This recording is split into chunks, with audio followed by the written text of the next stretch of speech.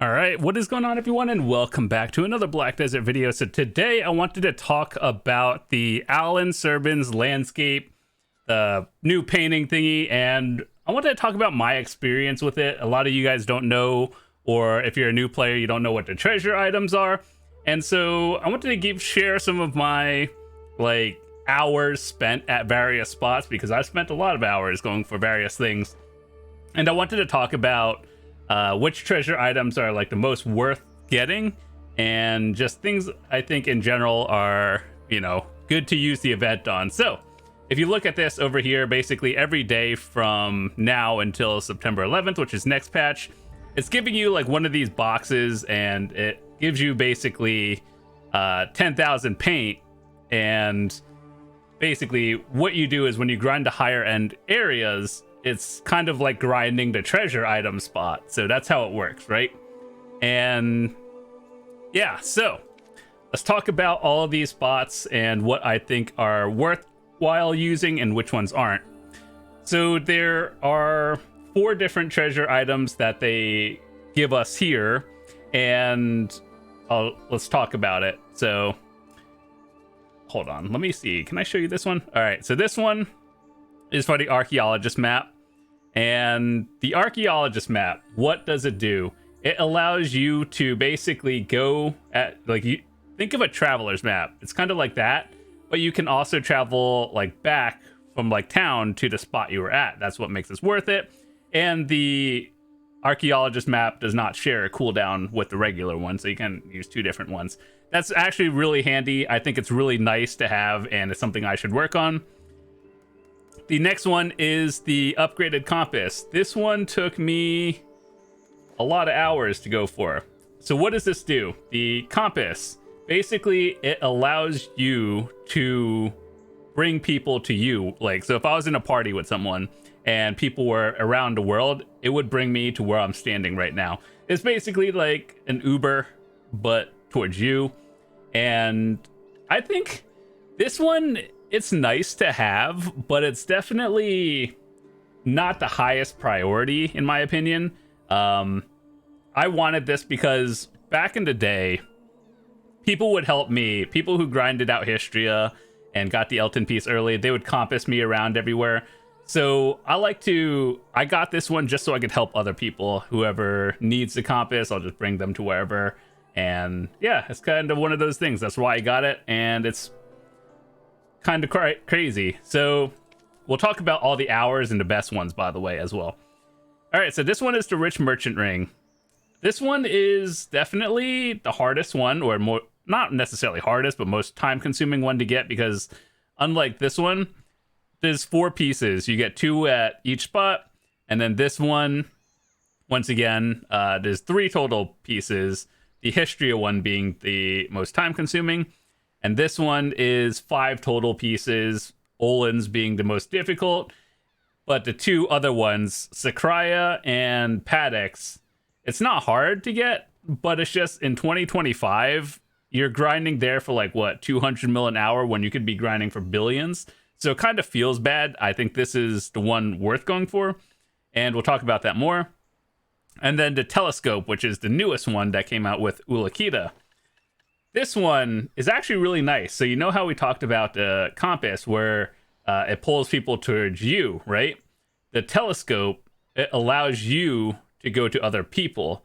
And so basically the way it works is I wish I could show you, it's on cooldown, but basically it pops up a little box and it's here, enter the name of the person in your guild or party that you wanted to go to.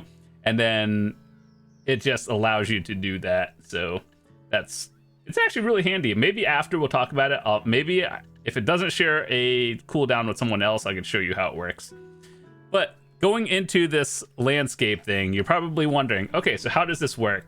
You know the box you picked that gives you the paintings?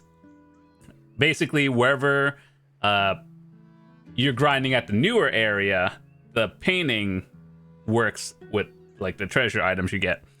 So in terms of Archaeologist map, people say it is the easiest one to go for in total, just because, there's less spots and then there's higher density. So chances are, on average, you're getting it in less time. So I think overall, the Archaeologist map from Sulphur Mine and Pilaku Jail, it's actually not that bad. The silver, it's, you know, not the worst. So the density of everything is pretty good. And the Archaeologist map itself is very useful. So I think it's, if you're going for them, I personally think that I would probably choose Sulphur over Pilaku. Obviously, it depends on what you need, but like Sulphur is a little bit further out in the middle of nowhere to give you an idea. Let me see. Do I have a thing? So Sulphur is up here, and then Pilaku is down here-ish. Yeah, down here. So both of these spots kind of out in the middle of nowhere, kind of annoying. I would say I have one treasure piece from Pilaku, and I still have to grind the others, but people said it wasn't that bad overall. Now let's talk about the compass one. You get it from Akhman Temple and Histria Ruins. The Akhman one definitely has a higher density of enemies that could drop it, so I think it's the Warders and the Deportees. And so if you were going for the compass from nothing, I would definitely do Histria, because the Elton one is the one people struggle on, and there's the lower amount of density of Eltons in Histria Ruins. So if possible, try to go for the Elton piece first before Akhman Temple.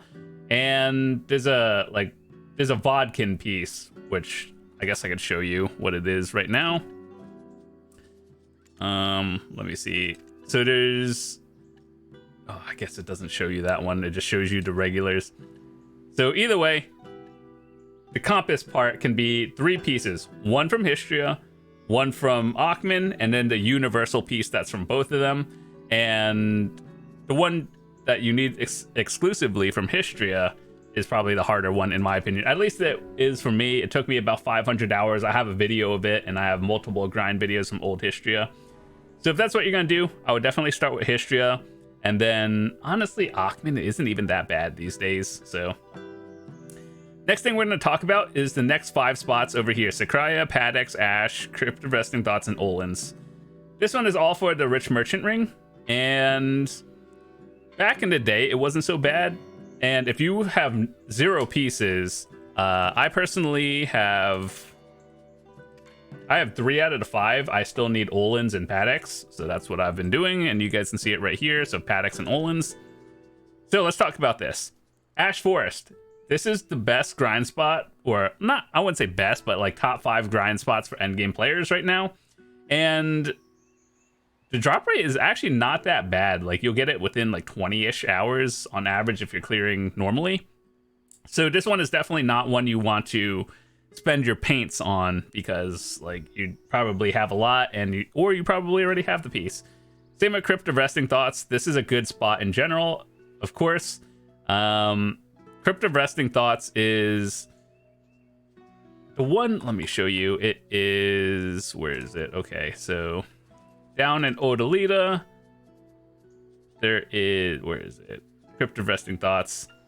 The drop rate for Deboreka belts is not too bad. The leaves are a decent drop rate, so if you're going for the La Orzeka outfit, pretty solid, and you get all of this. So this spot in general, pretty good, and definitely worth going into. Paddocks Island and Sakraya. These 2 places are a bit outdated, and like if you're grinding here, you're grinding for like maybe 100, 200 mil an hour. That's not great in 2025. Seasonal characters can do a lot better.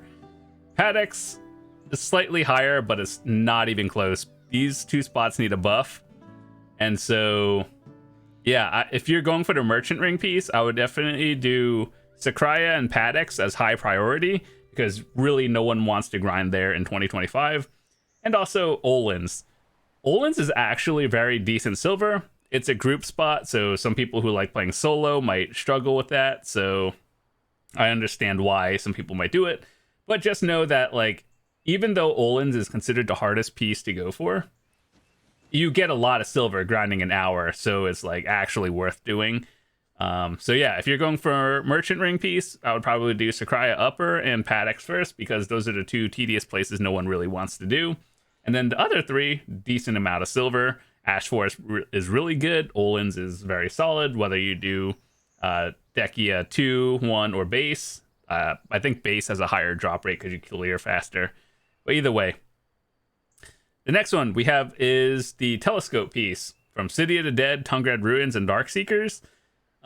City of the Dead is not really a good spot. This one, like, each piece for me took about 100-ish hours, and I think the telescope is actually really good and it's worth going for. So yeah, City of the Dead, maybe not the best grind spot, but Tungrad Ruins, very good. Darkseekers, definitely up there. So going for the telescope piece in general, because Ulakita is a newer area, well, I guess like 2 regions old, but still good. Tungrad, if you're clearing efficiently, is about maybe 2 billion silver an hour. And then Darkseekers, a little bit more, I guess, if you're using Agris and everything. But yeah, telescope piece, overall pretty solid. I think it's worth it. But in terms of all the treasure item pieces, what I wanted to talk about, I guess, once again, is which one should you get? Every day until next maintenance, they're giving you one, which is 10,000 of these. I think Archaeologist map is very helpful for you. Compass is like if you like teleporting people to you, and so probably the least useful one for everyday usage, but like all of them will give you a title, and it's a colored one, so that's cool. Rich Merchant Ring is, it gives you, or how do I explain this? You know how when you sell an item on the market, it takes tax, right? Like I think it's 15.5% with the value pack. The Rich Merchant Ring is a permanent thing that you have on your marketplace, and then it's 5% more, or I guess like you reduce the taxes you take by 5%. So you basically get more silver per transaction you do and whatever you're selling. And this is very helpful long run. This is why it's probably the hardest one. And of course, the telescope is probably very convenient in terms of, you know, just overall usage. And so let me see if I could show you. I don't know if they share a cooldown timer, but I want to show you what it would look like. So if I put this here, telescope, let's go on this character. I don't know if it shares a cooldown, but if it doesn't, I'll just show you how it works. But yeah, overall, treasure items, there's more in the game. I'm surprised they didn't do the one for like the Ebenruth Knoll, even though like the one from, there's only one really difficult thing, which is RNG. All right, so let me see. Here's how the telescope works. So let's say I wanted to, let's open my guild menu up. I use the telescope. It has the little cooldown bar or the load bar. Type, enter a family name. You have to be on the same channel, and let's see. Is this dude who's on? Oh, is that Yanis? It's probably fishing. So if I typed in that person's name, it teleports you to where they are, and that's cool, right? That's, I don't know, where is this spot? I think that's a fishing spot somewhere. But anyway, that's how it works. You type someone's name in, like a guildie party, and it's like, here, it'll teleport you to them. Really nice, actually. And so, yeah, just once again, in case it didn't make sense, telescope, you go to another person. Compass, people go to you. Archaeologist map, it's kind of like a traveler's map, but you can go there and back. So like back in the day, it was more useful than it is now, but it's still really nice to have. I believe this is on a 6-hour cooldown, and compass and telescope are both 12-hour cooldown, and merchant ring is you use it once and it's permanently on your market. So basically what it would look like, you see these things over here. If you had the merchant ring, it'll just have a ring buff icon, and then you'll see more stuff. So that's what it looks like. So anyway, hopefully for all of you new players or someone who got confused on what treasure items are worth going for, basically everything but the compass. Compass is not bad, it's just probably the least useful of all of them. and that's what I would recommend. So anyway, that's it. All I wanted to talk about. I'll see you guys later. Peace.